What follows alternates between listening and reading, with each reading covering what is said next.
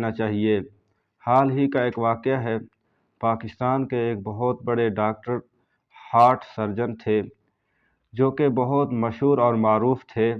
غیر ملکی لوگ بھی اس ہسپتال میں آ کر اس ڈاکٹر کے پاس اپنا علاج کرواتے تھے اور لوگ نمبروں کے لیے لائن میں کھڑے رہتے تھے۔ مہینے مہینے بعد ان کو نمبر ملتا تھا، لیکن جب ان کو فالج کا اٹیک ہوا تو ان کے بیٹوں نے ساری جائیداد تقسیم کر دی ہے، ساری دولت تقسیم کر دی ہے اور اپنے اس والد کو کسی خیراتی ہسپتال میں داخل کیا اور لاوارث چھوڑ دیا۔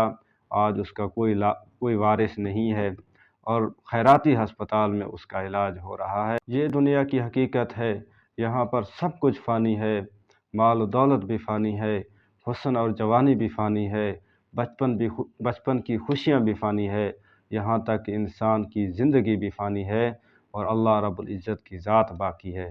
اس لیے رسول کریم صلی اللہ علیہ وسلم نے فرمایا کہ عقل مند انسان وہ ہے جو اپنے نفس کی لگام اپنے ہاتھ میں رکھے اور اپنے آخرت کی تیاری میں لگا رہے۔